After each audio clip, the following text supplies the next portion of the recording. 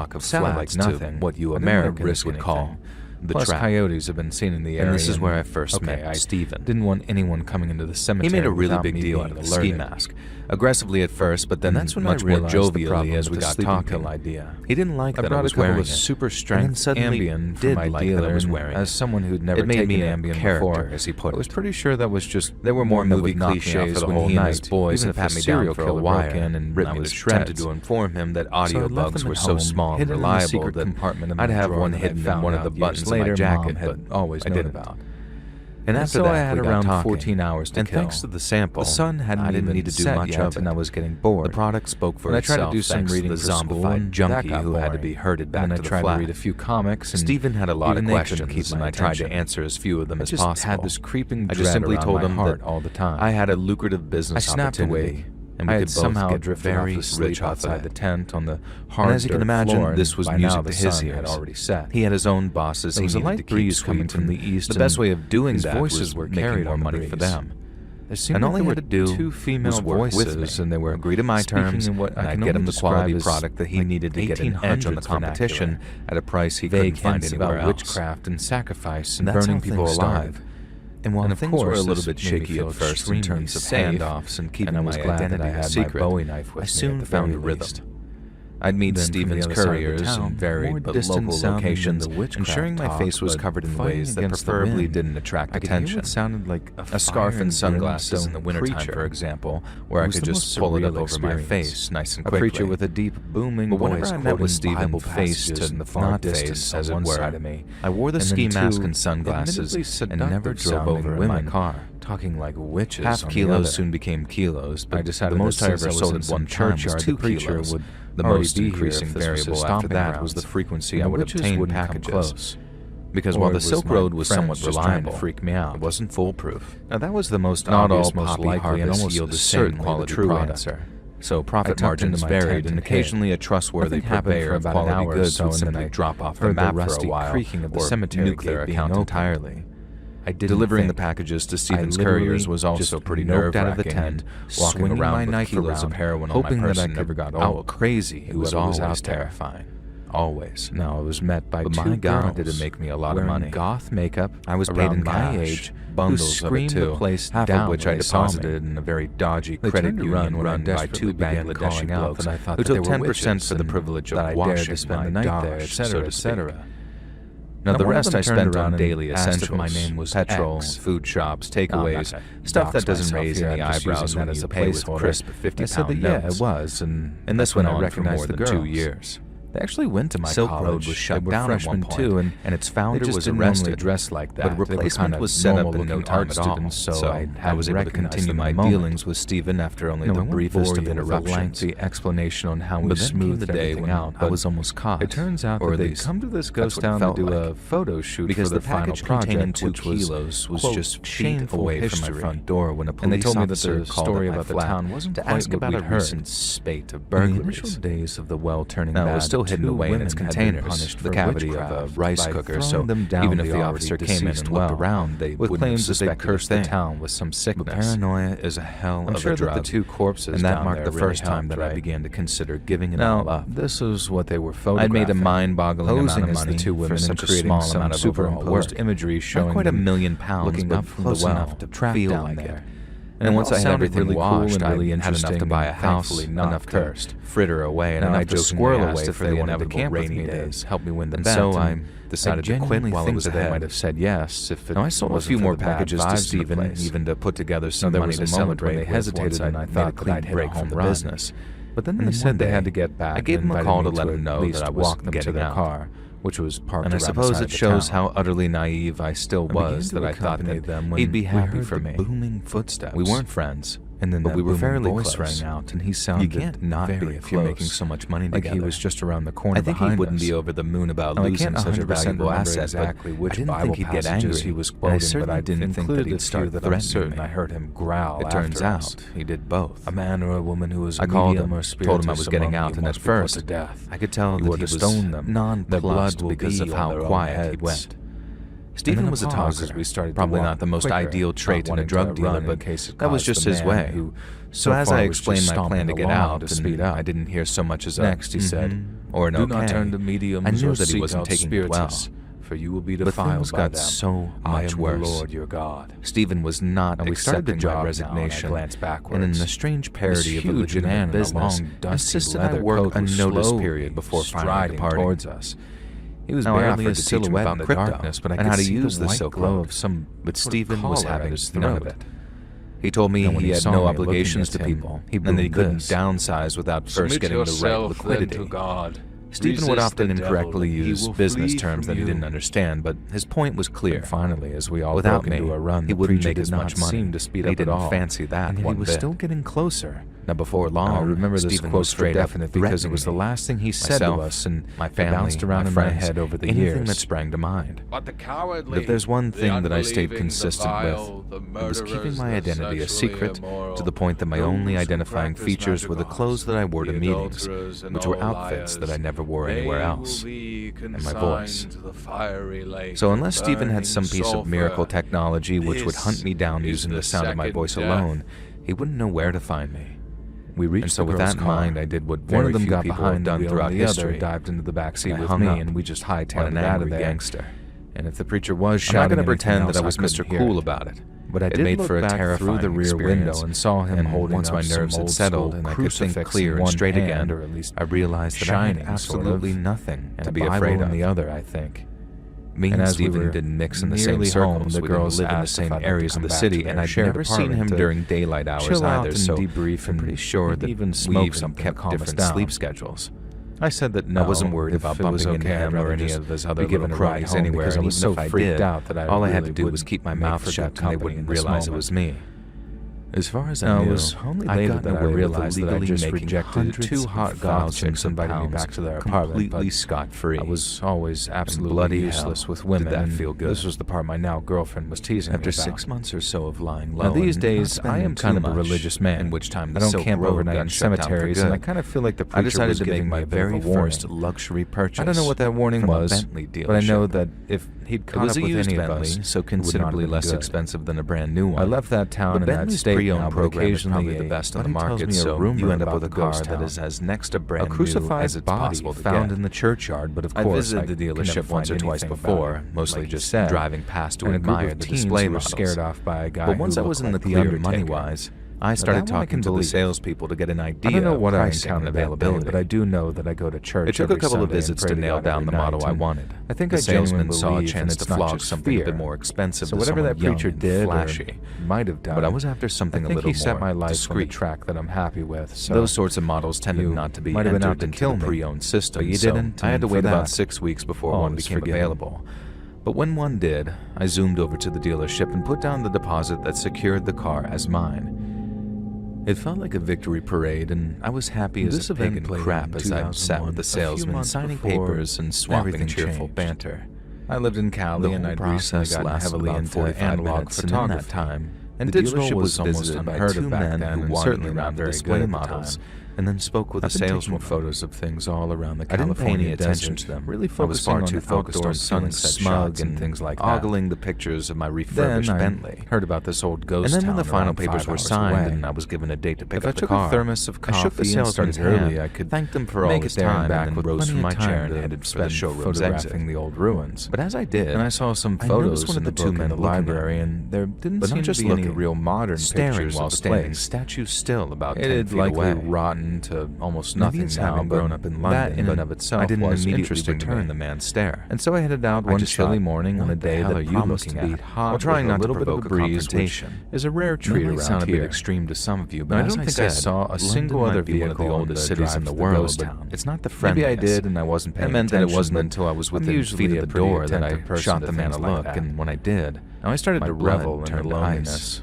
Maybe it was silly. It was not some random 20-year-old woman to enjoy isolation and, in fact, being in the middle of nowhere. One person in the world my survival instincts had never been very good. Stephen. He was wearing a suit and tie, which is partly why he didn't grab my attention when I saw him in my peripheral vision. I drove off-road and across the sand for as far as I was comfortable with my old car, and then trekked the rest of the way. To say something like, "Can I help you?" The moment I reached the town, I could tell that something just felt and tried my very best to keep a neutral look on my face as I turned it away from him. Was certainly there, but no sooner had I done that, that made me want to just turn tail and run before I'd even begun. Stephen had been listening to me speak to the salesman for about 15 to 20 minutes. Really unsettled me. So I'm amazed that he hadn't had the realization earlier. Been abandoned after the gold rush, but I knew what a precarious position I was in there. To be had, so I just stared back at him and simply shook my head before continuing on my way. Let it die. My heart felt like it was death had burst out of my chest by the time I was out the doors. Scattered around the town, and I had to summon every ounce of bravery I had in various stages of my car and drive off doing 100. I could only tell that they were coyotes, but as I started my engine and drove out of the dealership, I saw Stephen standing just outside the doors, a macabre phone in his hand, about taking a photograph, clearly taking pictures or video as I was driving. I was about just, and as I drove out of there, when it felt like my heart was center of the palpitation caught my eye, or I was having a panic attack or something. lying on the floor. My vision started getting very gray around the edges, and I had no choice but taking shallower and eyes were darting around in case this was some kind of trap. I might crash my car. I knew I couldn't stop because the guy laying on the desert ground behind dead as dead could be. I didn't drive home. His skin was shriveled, but then realized how stupid that was given and bones just poked through in places and turned to drive in the opposite direction of the ghost. I ended up clocking maybe 5 or 6 miles before I turned into the car park of the apartment building and turned off my engine. The weirdest thing was he dressed. That was the first real chance I had to stop at least 20 years ago. Felt like a relief, and this didn't look because at least I wasn't going to lose concentration and crash my car yesterday. It looked like this man had been dead for a couple of decades, because stopping only allowed the crushing reality of the situation barely covered, as if he'd been exhumed for some purpose. There was no doubt about that. Now, I studied enough that he wanted the record of my number of college just so he could no doubt follow up on a strongly held suspicion to what I was looking at. And when he did, and I couldn't see the man who'd vowed to kill me or causes of death, it was he'd probably do things that'd make me want to die before he eventually ended me entirely. And instead of the sand covering his body over the subsequent 20 years, the hazy vision panic returned, and I found myself struggling to breathe. I headed off quickly, but I managed to calm myself enough that I could think straight. And they promised to call me back, and a solution came to me, clear as day. They said that their pathologist agreed with me that he'd just the first part and possibly the easiest. There was no sign of some my car in heart attack or anything like that. It was almost like was calling my girlfriend to tell her that she had to go and stay with her mom. This can happen sometimes when someone gets really old. She could tell something was wrong just when I asked if this voice, and I promised I'd explain everything face to face as soon as I could. Able to comment on that, but in the meantime, she had to leave the flat that we shared as quickly as possible and never returned to it. Hits to the head. Now, it took me hours to walk home, of any sort. I had plenty of time to try and reason with her. I asked about the coyotes, and they said that this was the jurisdiction of the wildlife department who got home. Hadn't told them anything. I packed up all the essentials, including other mystery cash that I kept hidden away, and then took a taxi to a friend's house and asked if I could stay with him for a few days. Photographs of everything after, but I ended up borrowing his car to drive over to my girlfriend's mom's place, and after sitting her down in private in an upstairs bedroom graveyard far away, I told her everything. She had no idea later I was driving down the same road. She thought that I was repairing all the appliances that I was being sent, and then returning the location where the town had been, and the way the wood had rotted even further that I'd been saving it for since I was 16. Over to take another look. And since I had an okay salary and was good with money, she bought the excuse without asking any questions. In my head that said no. I had this naive idea that she'd stay with me and accept my invitation to move to another city with me. But she did. So as far as I know, in fact, she broke up with me there and then and said that she never wanted to hear from me ever again. I know that drugs was one thing, but putting us in danger was another. And if it was only a matter of time before they found me through my car's registration, then she said I needed to leave right that instant. Imagine if you will, that was the last time me and her spoke. During its heyday, after buying my mate's car from him for an eye-watering amount of cash, the population fluctuated never to return to London. That was the population of this specific town in 1980. Understand why I was leaving, and since I couldn't bring myself to tell later, the population had dropped to just 63 souls living in the, some would say, they don't question why I never come to visit, and I'm always insisting that they come to visit me. But Centralia is perhaps the most famous ghost town. Maybe one day I'll tell them about the stupid, arrogant mistake I made. Ghost town. How it was that which destroyed my relationships and forced me into exile. Still remain in the town that I ended up selling that Bentley to, by the way, and I had it delivered to Manchester, Pennsylvania, and it was abrupt, somewhat of a comfort at first. Nightmares, but it quickly became an enduring reminder of my own greed, as well as the pure devastation. Nobody can agree exactly on what caused the underground fire that caused the anthracite coal beneath the town to begin burning.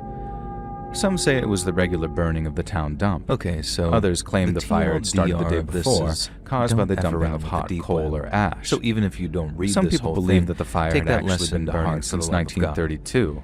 Slowly reaching the mines under the town in the 1960s in a very big way, actually. The local residents knew vaguely that there was a small fire problem. Just know that I was 4 digits into it and always looking for a chance to grow my pot. 1979. And so 17 years later, places for crypto dudes to congregate was the severity of the issue. And this is mostly because they imagine the surface web was heavily monitored, slow-burning, potentially lethal fire for 17 years. But it's here that I was introduced to someone named Andre by a mutual friend. And in 1981, Andre said that he ran a crypto investment fund out of Belarus. A 12-year-old kid, and that if I made an investment in sinkhole, I could get double, 4 feet wide, triple the returns in just a matter of feet deep. The hole suddenly opened beneath his feet in his grandmother's backyard, and so after a few weeks of talking back and forth and sudden disappearance of the ground, I transferred him the same amount in Bitcoin that my buddy did and then waited to see what he could do with it. Well, as it turned out, Todd managed to grab hold of a tree root, and his cousin had the chance to play the hero how the amount of my little pot was growing, and at first the steam from the sinkhole was tested, and as time went on, that relatively small number got bigger and bigger. Even after Todd's near tragedy, townsfolk were divided on how serious the issue actually was. Didn't want to risk losing such a large amount of fire under the town grew. It wasn't exactly some life-changing resentment or argument between those who had literally 10 times more money than when I first started, who weren't prepared to give up their home. But when I reached out to Andre and asked him how I would go about doing that relocation efforts, he made it very clear, and eventually nearly all the residents decided to back out then. Very real representation, and he told me not to lose my nerve, and that within a few months my pot could be worth tens of thousands of dollars instead of just a few remained. And by 2010, only 5 homes were left in Centralia. I knew the hundreds of buildings had been demolished and the risk of domain had been invoked on all property. And so I told Andre that, respectfully, the fire also spread to a nearby town, ironically named Burnsville. He couldn't exactly stop me, which as of today was incredibly completely evacuated. Not quite to the point of intimidation, but a true ghost corner, it seems. If it can even be considered to exist at all. It didn't actually turn on me until I tried to withdraw the amount, at which point it'll burn underground for another 250 years. Even though my wallet will take it upon themselves to rebuild the town for tourism, and that's when I realized that the whole thing just was a testament to the human spirit, and how whatever was going on, I certainly wasn't making any money from it personally. Based on the last census, I tried complaining to my friend about it. 5 people remain in Centralia, and only one of them is under 18. The place is safe to warning him that Andre wasn't not much to actually see other than the aftermath of a disaster. He told me that I made a big mistake in withdrawing my crypto, because I put the whole system in jeopardy for everyone else. The town cemeteries. No, it still wasn't too late to reinvest, in which case there would be no harm. Centralia is not quite a ghost town, but not doing so would leave everyone hanging dry. But it certainly feels haunted, himself included. And I look, and that's when I realized that my friend, emphasis and his name who sat upon him, must have been in on it. And hell, because nothing I said to him seemed to make a single bit of difference. All that mattered to him was getting me to reinvest by any means necessary. Click that notification bell to be alerted of all. He told me Andre and his friends were not people I wanted to mess with Monday and Thursday. But since I was pretty adept at online security, I didn't think super fun live streams on Sundays and Wednesday nights. Now I think on their own that they wouldn't be able to, but since I strongly suspect it was my so-called friend who betrayed my IP address to them, and you might even hear your story featured on the next video. Now it started when they did something to my computer. And if you want to support me even more, that made it freeze up before an Internet Explorer window and bonus content over on Patreon, downloaded or click that big join button to hear about the extra perks for members of the channel over and over. And check out the Let's Read podcast where you can hear all of these stories and wires out of the compilations. And I even double-checked that my VPN had been properly functioning. I also have a true crime channel called Saturn Soul. I thought I'd disconnect. All links are in the description below. But just a few days later, weird things started happening around my apartment building. I first noticed when I came home that the window nearest my fire escape was open. It didn't look like anyone had been inside my apartment, but I very clearly remember closing the window before I left my apartment that morning. My name is and that was enough to have me looking for almost 60 years old, living in Brighton Beach until things blew over. Now I listen to your podcast a lot that I went and backed up all my essentials. Is all I do. Someone stole my car every day pretty much. I woke up to a note in my mailbox that just said, "But things never used to be this way." Now, I went to stay with my mom that very same day, and over the next couple of days, I reported my car stolen after my country canceled the month-to-month lease on my apartment. But before that, I was devastating. Forest ranger in central Russia, trash all my devices on the assumption that they were compromised. In a place called Yukutva. It took me years before I was able to fully replace everything. The Yukutva National Park is spread across the western slopes. On the day my lease ended, I returned to my apartment, which was about 1,600 kilometers east of Moscow.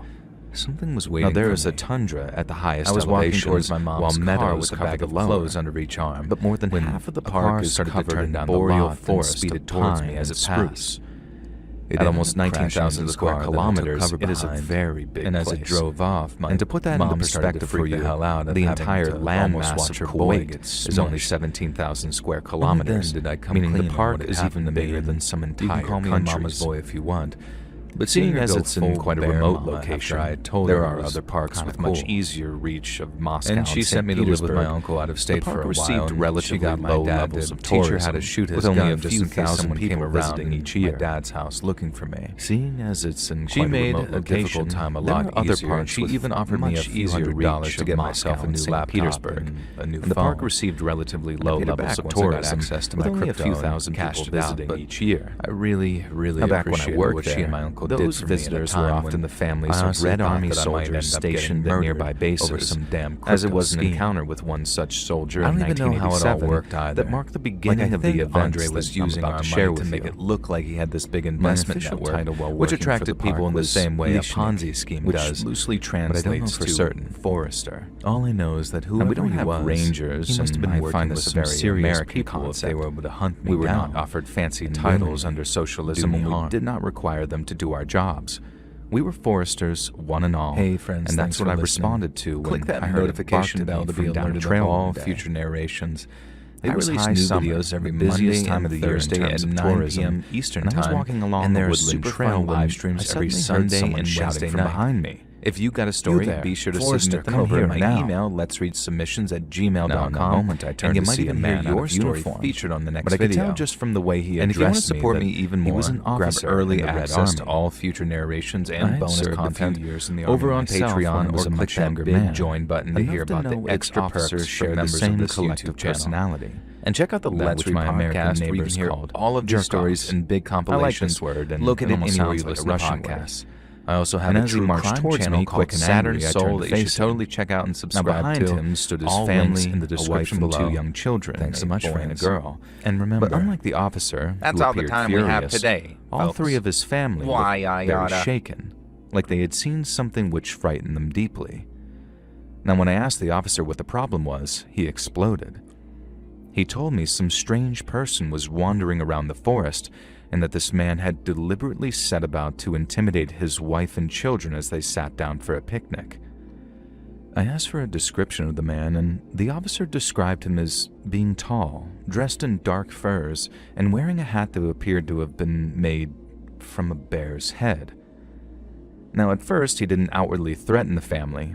He just simply watched them from a distance and opted for a silent staring contest when challenged by the officer.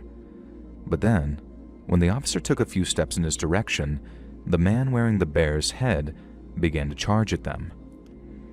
The officer said his children began to scream, and he believed he was going to have to fight the man to protect them.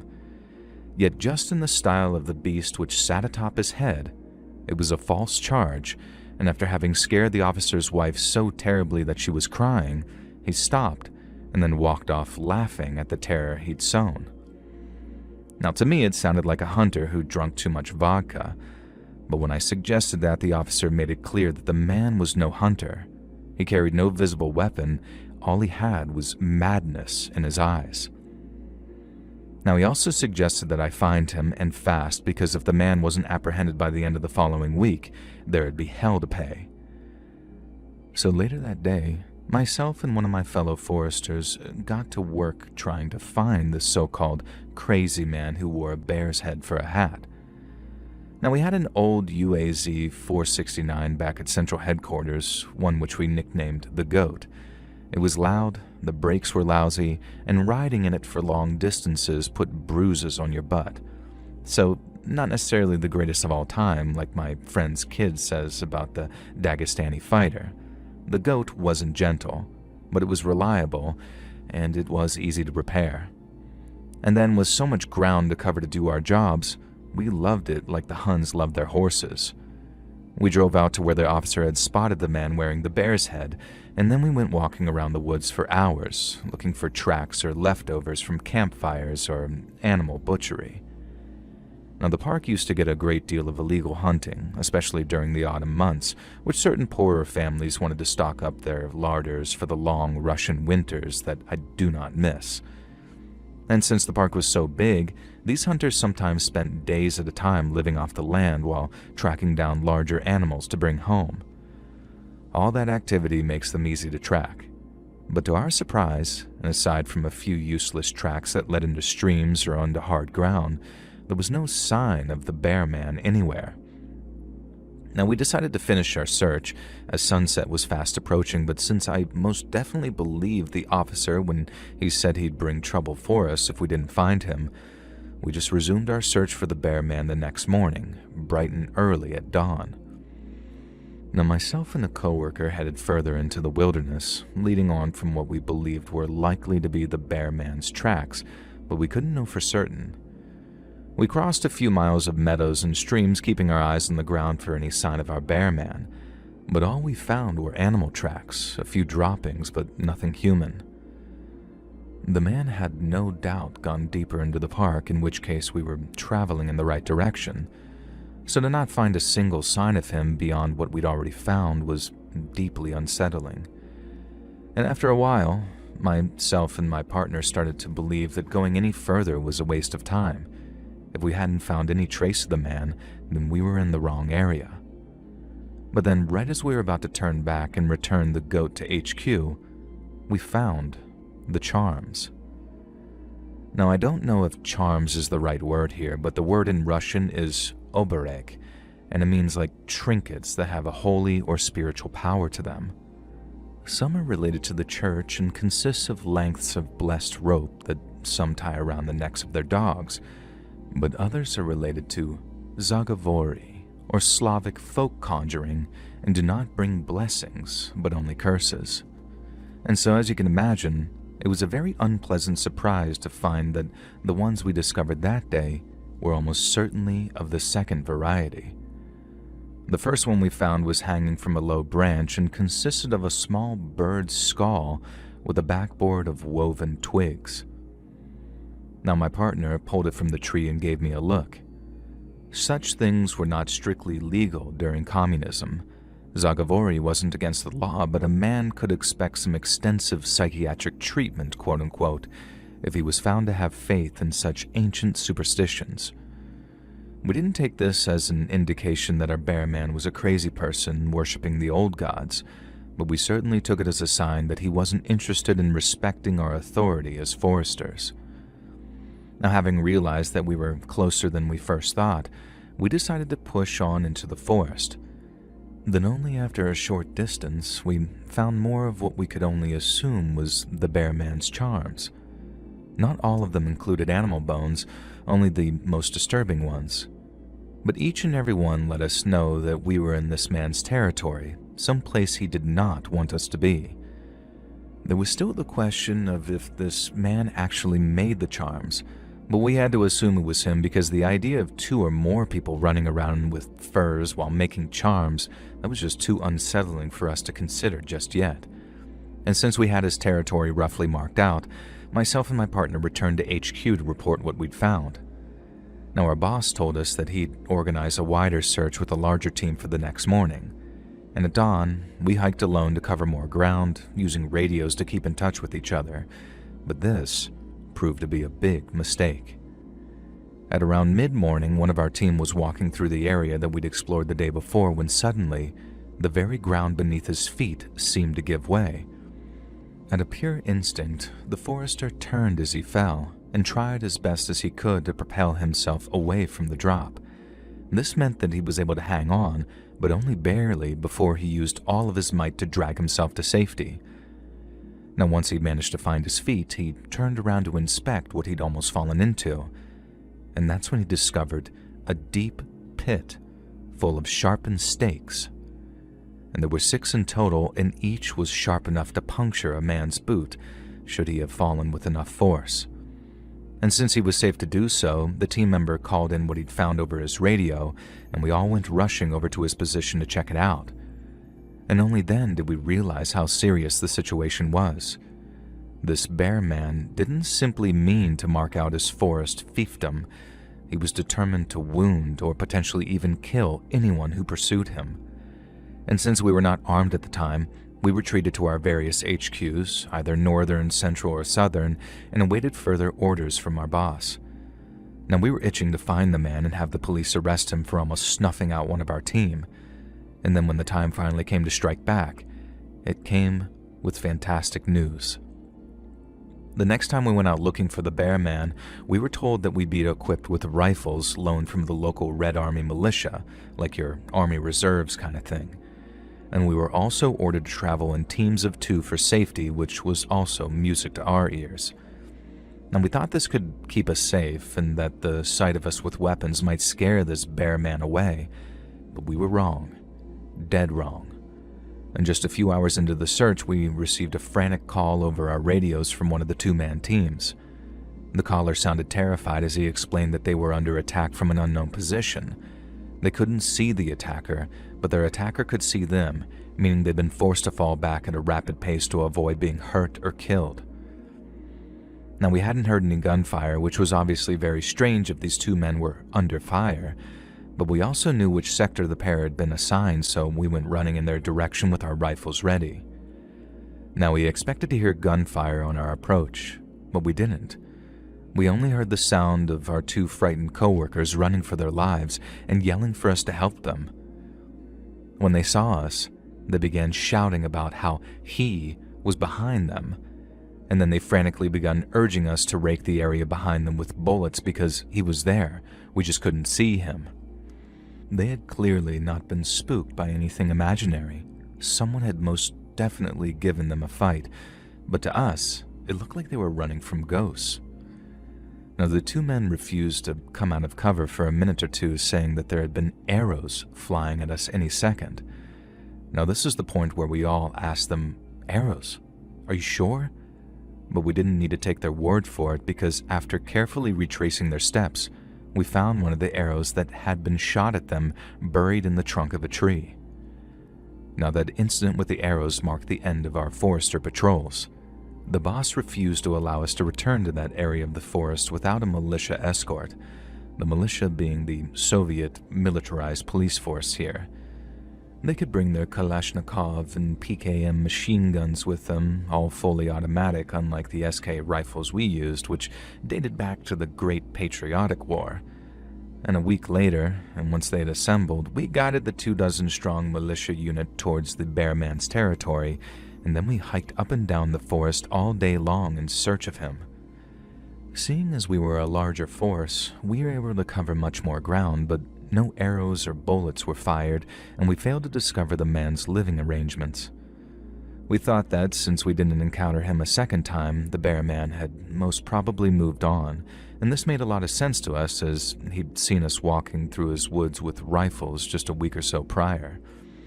If the man really was confined to a simple bow and arrow, then we had him sorely outgunned, and it only made sense for him to flee while he still had his luck. But the man had not moved on. On the contrary, he simply waited to strike on his own terms. About a week after the militia helped us sweep the forest, 2 foresters staying in a northern sector cabin received a very frightening surprise in the middle of the night when they discovered that someone had snuck up to their cabin and set it on fire. Luckily, one of the foresters was awake and heard the glass bottle smash on the wood outside before the sudden burst of flames sent him rushing for the fire extinguisher. He tried his very best to douse the flames, but those old Soviet military fire extinguishers that we had were next to useless, and he was unable to put out the fire. Both foresters managed to escape the burning cabin with their lives, but the incident marked a further escalation in this conflict. Instead of us going hunting for him, this bear man was now hunting us. And the boss had called the militia back into the forest, only that time they arrived with more than twice the numbers. Instead of just 24 men, they sent an entire company of militarized police to comb the bear man's territory, and that time he didn't simply watch and wait for the policemen to corner him. He attacked. Chaos erupted around midday when one of the militia officers was shot with an arrow. Thankfully, it only punched through the meat of his shoulder and did not penetrate any internal organs. But we all heard the man's screams of agony echoing around the forest before a storm of gunfire commenced. The men accompanying the wounded officer opened fire into the woods, shooting everywhere and anywhere in the hopes of hitting their hidden attacker. When they finished, No more arrows came after their storm of gunfire, and following a search of the area, blood trails were found leading deeper into the forest.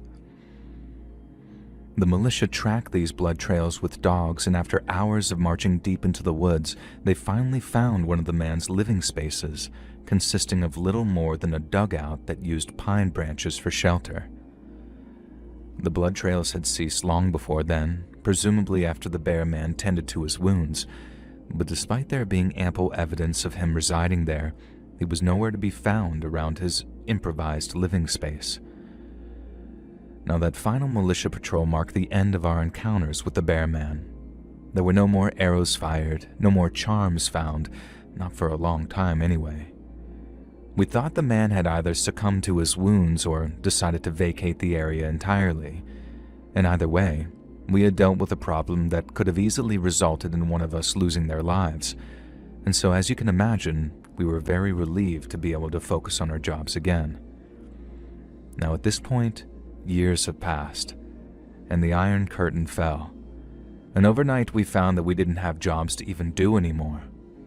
Some had stuck around living off the land and off what little our old money could buy us, but then slowly and surely, one by one, foresters started leaving, some for Moscow or Perm to find work, and others to foreign countries where they'd hoped to start a new life. I ended up being one of those men who left Russia for good, but during that process of getting a visa, packing up my things, and saying goodbye to family, I often wondered if I was doing the right thing or not. But do you know what happened to make me realize that I was doing the right thing? It was when I heard from an old coworker, still living in and working in Yugoslavia, that on a routine tree count, another one of the bear man's charms had been found. Only this one looked brand new. And I've never looked back. Not because I don't miss Russia, which I do a lot sometimes.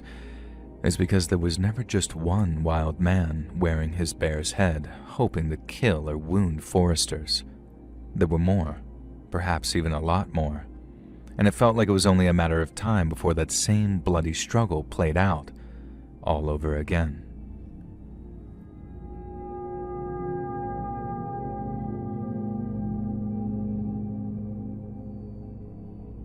My name is Ion, and I'm a forester here in Romania. I lived in a small village very close to the forest, and every morning after waking up early, I put on my uniform and I head out into the forest. And my job is really quite simple. Just like my colleagues, I walk many kilometers every day to check the trees.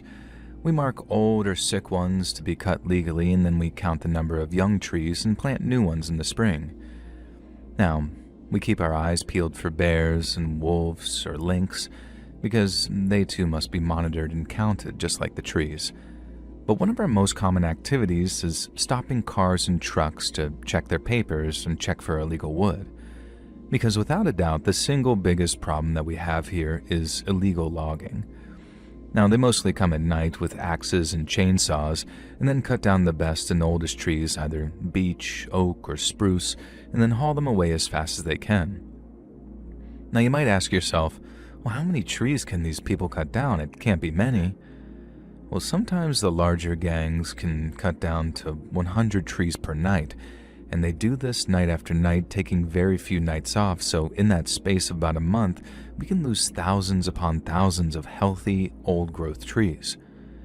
Now, many of the foresters, the less reputable ones, take bribes from the loggers.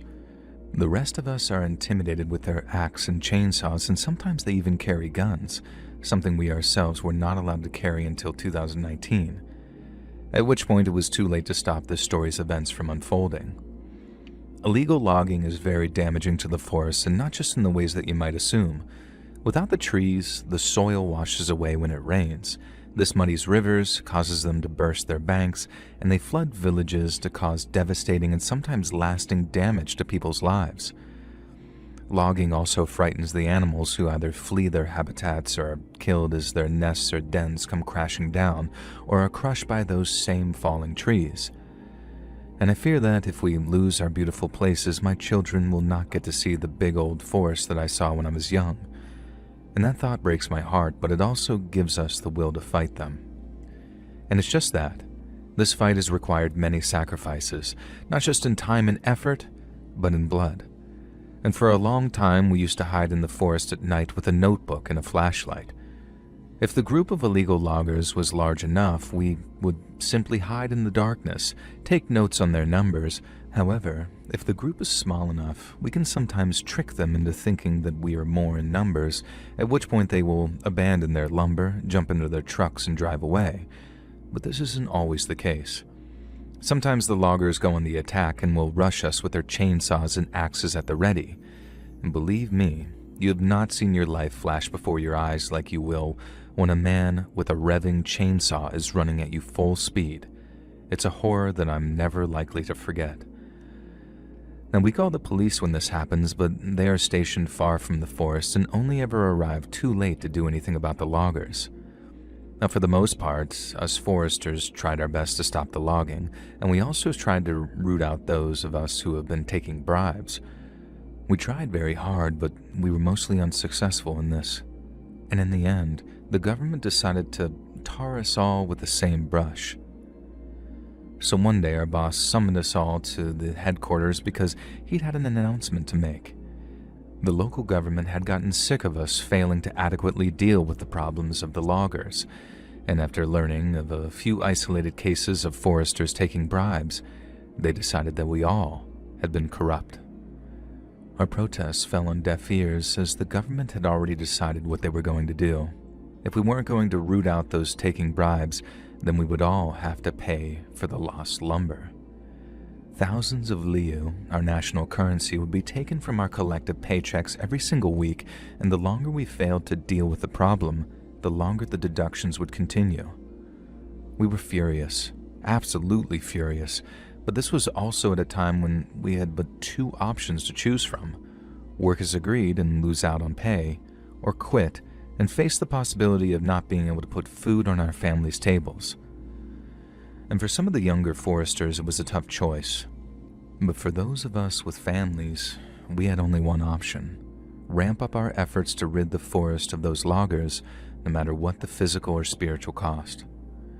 And at this stage, we were still not permitted to carry guns around the park, so we had to think creatively to scare off the loggers. And at first we used firecrackers, very large and powerful ones that we could launch through the trees from a distance. These would explode over the loggers' heads and terrified them when they were working in the darkness. But then after a while, they learned not to be bothered by them and would just carry on until we ran out of fireworks to launch. And after that, we tried bringing dogs to scare the loggers, but they called our bluff as we weren't willing to risk the safety of our loyal furried friends, so we didn't sick them on the loggers anymore. And all the while, we petitioned the government to allow us to carry guns with which to defend ourselves, but at each turn, we were told the same thing over and over: you're not soldiers, you're not police, and it's too dangerous. In the end, we were told to focus on intel gathering in the hopes that we would turn over what we found to the police and have them arrest the loggers in their homes. But this was a very slow process, and as we began to lose money, we began taking risks. For months, we found ourselves fighting a losing battle, and then finally a small victory gave us a massive boost of morale. Two of the foresters, Niku and Gavril, were out on patrol one night when they found a group of loggers. There were a lot of them and only two of our foresters, but then instead of simply observing them and taking notes, Niku and Gavril hatched a plan. And this was at a time when, if one lone forester confronted the loggers would just simply chase them away with their axes and chainsaws. And so when Niku began shouting at them and walking straight over to them with his flashlight switched on, some of the loggers stopped their cutting and began walking towards him. And there was shouting of all kinds of curses, making a big scene, and although not all of the loggers went to chase Niku away, it caused enough of a scene to draw the attention of those who remained behind. Meaning no one saw Gavril sneak up to their truck and stab holes in 3 of its 4 tires. No one saw him sneaking up, and no one saw him sneaking away. And then the next morning, a second pair of foresters found the illegal logger's truck abandoned with those 3 flat tires. We were elated, and we celebrated the abandoned truck like we had just won a battle in some great war. We were able to sell the illegally harvested lumber to recoup the forest losses and plant many new trees, and we also had a new and effective way of fighting the loggers, and that brought our spirits up an incredible amount. But sadly, it didn't even last a month, because just a few weeks later, little Pavel was out patrolling on his own in a section of forest that we didn't think was of any interest to the loggers, and we found out that we were wrong. It was the middle of the night when we got a call from Pavel saying that the loggers were trying to outsmart us by logging where we didn't expect them to. He said there were lots of them too, 2 trucks worth, so he needed backup to try and scare them off or distract them enough to get a knife into the truck's tires. Those of us that were on duty and could access a vehicle rushed to Pavel's aid. We were hopeful, knowing that we could stop those loggers if we could only get a man near the trucks. But then as we all rushed to Pavel's position, he started talking over his radio again. He said the trucks had almost finished loading up and that the loggers were preparing to leave. We told him not to do anything alone, but after that, he stopped responding on his radio. I panicked, and so did everyone else who heard the radio so quiet. Then, when I arrived at the scene, only my fellow foresters were present and the loggers had disappeared entirely. But to our worry, so had Pavel. And we spent the rest of the night searching for him, walking in pairs with our flashlights and calling out his name. We searched for miles around, but when daylight finally came, he turned out to be no more than 100 yards from where we were first standing. We all knew that he had been found, and we all knew the search had come to an end, because we heard a man screaming like his sanity was slipping away. He had found Pavel, and they had chopped and sawed him to pieces. It was without a doubt the worst crime I had ever had the misfortune of laying eyes on, and in my time as a forester, I had seen a number of very grisly murders and very gory accidents, but not one of them, not even the prostitute who was found broken in half and shoved into the cavity of a tree, managed to horrify me as much as seeing Pavel in pieces. It affected everyone terribly, and many of us went to Pavel's funeral to console his mother with how brave he'd been. I wouldn't say his sacrifice was worth it, because we should have been given weapons long before Pavel lost his life, but his death prompted our bosses to enter into serious talks with local politicians who relented and allowed us to carry rifles. We're not allowed to open fire unless we're directly threatened, but seeing us with rifles was all it took to scare the loggers into going someplace else. We put a brass plaque up at the HQ to honor Pavel's sacrifice, and it's a reminder to new foresters that they are lucky to be a part of a new generation who are allowed to defend themselves. We still face danger, and illegal logging hasn't stopped entirely, but now, no one will ever suffer the same fate as poor Pavel, who died while protecting the forest from human greed.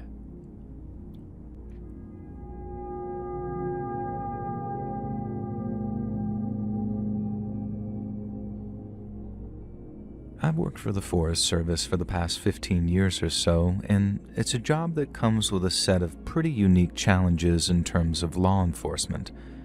And one of the biggest problems we face is that of illegal hunting. No matter how flexible we are, and no matter how much prior warning we give the local hunting community, there are still those who seek to bypass the law in order to bag themselves a buck at a season. It's probably one of the most infuriating things we deal with too, because if everyone acted like the out-of-season hunters, there'd be far fewer deer and other animals to hunt in season, and it might well contribute to a population spiral among the local fauna. And they acted like the rules shouldn't apply to them, and they give you the worst excuses. Like one guy swore on all he held dear that he thought it was still September. I mean, he'd have to be a moron to forget what month it was, and he'd have to have pegged me for even more of an idiot to believe an excuse like that. Needless to say, we take illegal hunting very seriously. So when we get reports that they're operating out there, putting the animal population in danger, you can bet your bottom dollar that we act on them. So one day, when I got word that some illegal hunting might have been taking place in a particular area of the forest, I drove over immediately to check it out. Now, one of the techniques we use to identify illegal hunting is examining tree trunks in the suspect area. Now, be it a fresh scar in the bark, a small puncture buried beneath new growth, or the piece of metal detected just under the surface, there are many ways to tell if a rifle or shotgun had recently been fired in a certain location. A bullet lodged at a certain height can tell investigators not only where a hunter stood when taking a shot, but also the direction the shot was fired, and we can also use the frequency of said damage to determine if it's a place poachers use as a regular spot. If the trajectory of the shot lines up with the habitat of a protected species, it might even help officers build a case involving the killing of said protected species. And in light of that, us rangers sometimes use metal detectors to locate lead or steel hidden beneath a tree's bark, or, in serious cases, bullets may be removed for ballistic testing. A cartridge dug out of a tree can link a crime scene to a specific firearm just as it might in traditional criminal investigation. Logging companies also have a large vested interest in this because when their saws hit metal buried in wood, the blades can be ruined and operators can be severely wounded, sometimes even killed. In fact, a lot of the reports that we get come from sawmills, who alert the authorities to places where gunfire into trees happens frequently. In this way, trees can serve as a sort of silent witness. Long after an illegal shot had been fired, the evidence may still be lodged there, right inside the wood. So, after getting the report and driving over to the area in question, I grabbed a handheld metal detector from my truck and then went walking through the trees looking for any sign of gunshot damage. Sometimes buckshot damage looks like scratching from deer antlers, which they do remove velvet and marked territory, so sometimes you'll run the detector over a suspected patch of bark only to get nothing. But then after walking for maybe half a mile, I saw some pretty glaring evidence of shotgun damage to a tree. Now, it was a clear example of buckshot damage, one of the clearest I'd ever seen, so I had no doubt whatsoever what had caused the damage. But when I ran the detector over the stop, it just stayed silent. This was obviously very confusing because even the smartest illegal hunter doesn't bother to go digging into tree trunks to retrieve tiny pieces of metal, and from what I could tell from the naked eye, there was a lot of it stuck in that tree. So much so that it might have even come from multiple shots. I pulled out the small knife that I carry with me at times and then started to carefully pull away some of the bark around the affected area. Now, once again, it was quite clearly some ballistic damage because of the obvious tunneling, but when I got to the bottom of one tunnel, it wasn't a fragment of dull metal that I saw, but a kind of off-white, almost porcelain-looking substance. I'd never seen anything like it in my life, and I've been working for the Forest Service for almost 10 years by that point, so naturally, I was very focused to get to the bottom of it. I used my knife to scrape away some of the wood so I could dislodge the small off-white clump, but then after very carefully extracting it from the tree and examining it up close, I was so shocked that I remember letting out a gasp as I almost dropped it. It wasn't a piece of buckshot. It wasn't a bullet. It was a tooth, and from what I could tell, it was a human tooth. As a ranger, you learn to identify the teeth and/or bones of all the various animals that call the park home. Birds are probably the easiest to identify, and then deer teeth are pretty easy seeing as how flat they are. And the same applies to carnivore teeth too, as their distinct shape makes them very easy to identify. And so when I pulled what was quite clearly a front tooth out of that tree, there was no doubt in my mind that it was holding a person's tooth, and not an animal's. Now, we might be forest rangers, but we're still law enforcement, and we're charged with all of the same duties as regular police officers. So when I found that tooth, my first thought following the initial shock was, I need to preserve the rest of the evidence. I walked back to my truck, called in what I'd found over the radio, and then made my way back to the damaged tree to string a bunch of crime scene tape around the surrounding undamaged trees. One of my coworkers was on scene within the hour, and when I showed them what I'd found, they also admitted to finding it incredibly scary. We also felt kind of powerless because I'd say 90% of stuff that goes on in the forest stays in-house, so to speak, as in we deal with it ourselves. But something as bizarre and unexpected as teeth being buried in a tree would require a team of crime scene technicians, possibly even a forensic anthropologist, since we didn't even know how old they were and how long they'd been stuck in that tree. Now, it took days before a full team was assembled. But then one morning, right at the break of dawn, a whole team of techs and forensic guys and a photographer were all headed towards the taped-up area. Everything was photographed. The tree, the ground around it, and positioning of the damage, as well as a close-up to show the teeth still lodged in the trunk.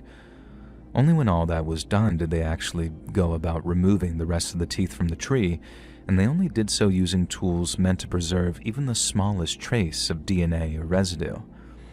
The team also took samples of the wood too, because the rate of growth can help determine how long the teeth have been there. My coworker and I stood there watching them all morning and then offering any information that they might find useful. The investigators seemed particularly interested in there being any unusual activity in recent weeks, and we said if there had been any, we sure hadn't spotted it. And then after that, it was up to the lab to do their tests, so all we could do was wait patiently to hear back. Obviously, our number one question involved who the teeth belonged to, and so did the lab. And so the very first thing we did was compare them to the dental records of those on the National Missing Persons Registry. Now, unfortunately, they didn't get a match, but they were able to quickly move on to DNA testing, which everyone believed would be more likely to bring up a match. DNA testing doesn't just tell you who something belongs to, it tells who their relatives are too. So even if the lab didn't get a direct match, there was a chance that we'd be able to contact who could fill us in on the whole picture. But there were no matches, none whatsoever. Whoever's teeth were in that tree had no relatives on that system, living or dead. And while that's not entirely out of the question, it was another deeply unsettling little detail that we had to contend with. In the end, we never did find out exactly how those teeth ended up in that tree. All we got were just a list of likely theories. One that's worth mentioning, although it turned out to be false, was the idea one of my coworkers had. He figured that it might be some kind of Native American burial site, so old that a tree actually grew up and brought some of this guy's teeth with it. Now, I mean, there was obviously a chance of foul play and that some poor soul had taken a shotgun blast at close range or something, but if that was the case, there would have been shotgun fragments buried along with it. And as one coworker said, it was almost like someone had loaded up a shotgun shell with human teeth and then just fired them at the tree. Now, this was the one scenario, no matter how unlikely, creeped the ever-living crap out of us thinking about it. In fact, just about the only comfort that we had was the idea that those teeth were old, really old, and that if their owners had suffered at all, at least it hadn't been recent. Something we maybe could have done something about and failed to. But just about the only conclusive thing the lab brought back to us was that the teeth appeared to have been buried in a tree trunk for just over a year at maximum, and that they belonged to a man in his 40s at the time of presumably death. Now that was a bitter pill to swallow, knowing that I'd actually been working as a ranger around the time of such a thing happening. The forest is a big place too, and by comparison, our ranger team is little more than a skeleton crew, so it's impossible for us to be everywhere at once. But still, it's a bitter pill to swallow. And they never did find out who those teeth belonged to, and no one could say for sure that it was murder, or that his teeth had ended up in that tree some other way. Now, I try not to think about it because when I did, it made walking among those trees all the more creepier. And even now that I'm retired, I still think about those teeth every so often and wonder how in the world they ended up deep in that tree.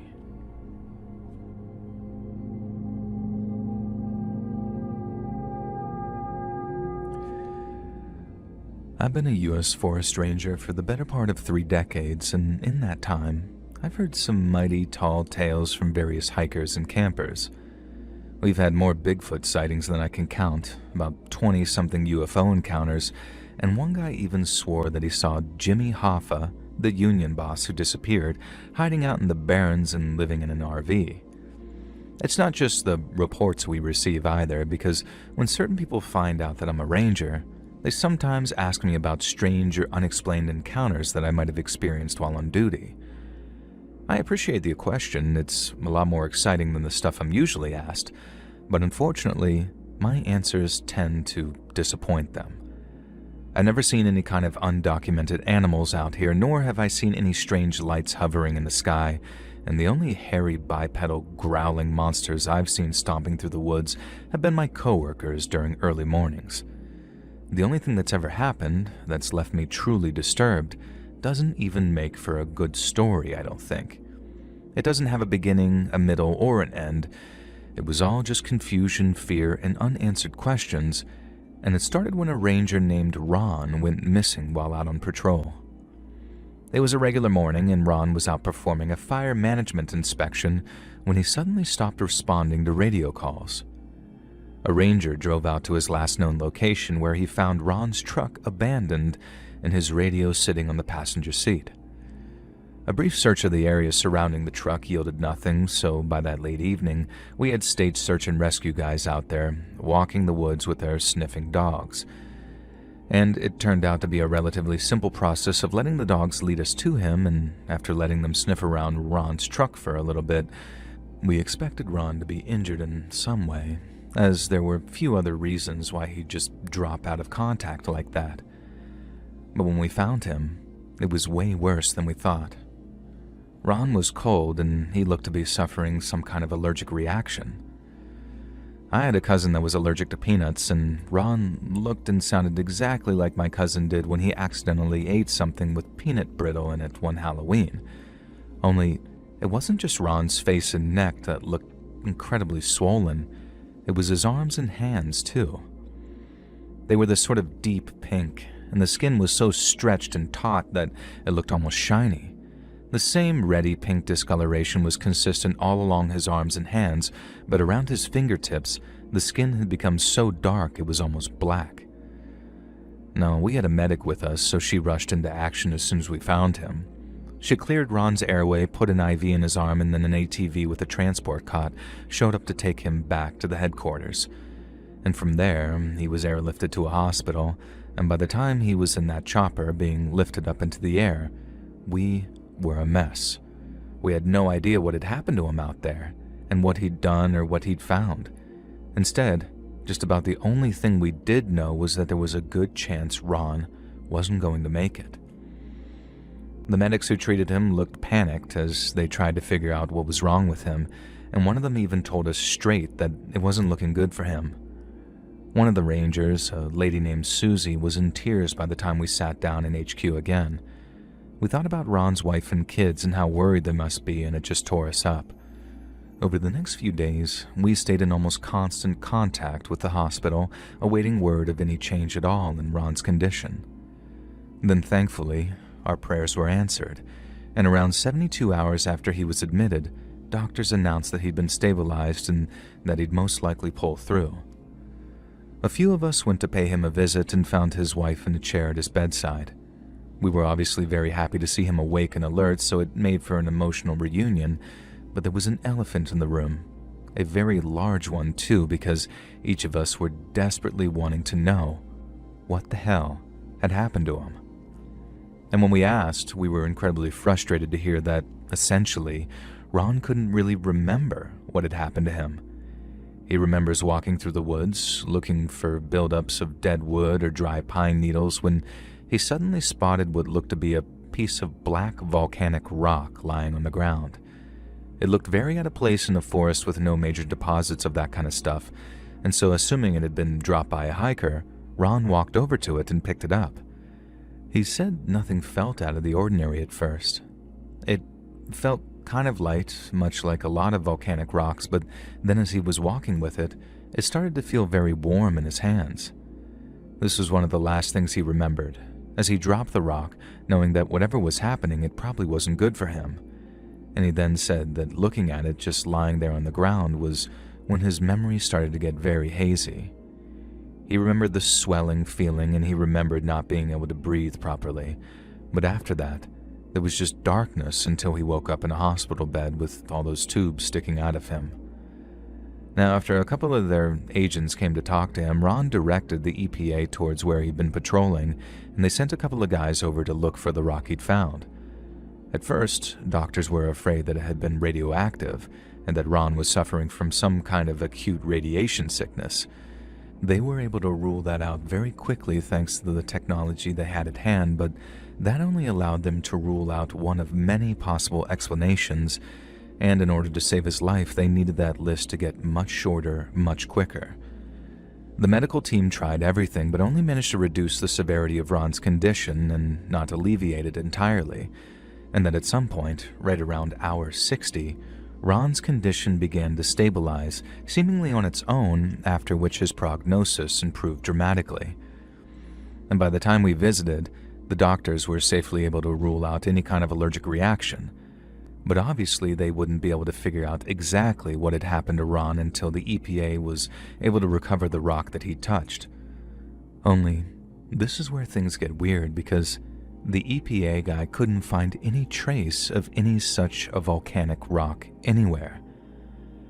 Now, they walked over the grid squares that Ron had given them, and this was solid info because we had a digital record of where he'd been headed that morning.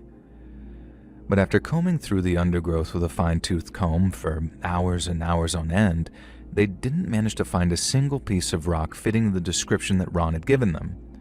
They obviously didn't want a hazardous or toxic substance getting into someone else's hand, so they tried their damnedest to find it. But they couldn't, and that scared us. Having something like that around the forest quite obviously posed a danger to the public.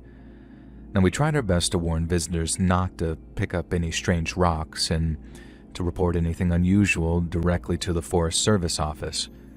We were terrified the same thing would happen to a curious hiker or, God forbid, a child. But nothing ever did, and it was like that little piece of warm rock had just disappeared from the face of the earth. And without it, there was no way that we'd ever definitively find out what had happened to Ron. Ron did get better, but he never did come back to work, and he ended up getting a job working with his brother in some home renovations. It was good money, but Ron loved being a ranger, so we knew something really must have frightened him to want to throw in the towel altogether. I can't say it's kept me up at night. It's all long in the past, but I still sometimes catch myself wondering just what the hell he found out there. Hey friends, thanks for listening. Click that notification to be alerted of all future narrations. I release new videos every Monday and Thursday at 9 p.m. EST, and there are super fun live streams every Sunday and Wednesday nights. And if you got a story, be sure to submit them over at my email, letsreadsubmissions@gmail.com, link down below, and you might be able to hear your story featured on the next video. And if you want to support me even more, grab early access to all future narrations and bonus content over on Patreon, or click that big join button to hear about the extra perks for members of the channel. And check out the Let's Read podcast, where you can hear all of these stories in big compilations located anywhere you listen to podcasts. I also have a true crime channel called Saturn Soul. All links in the description below. Thanks so much, friends. And remember, Skibbity Riz, Ohio, the Zonkler hitting the gritty, drinking the Grimace Shake.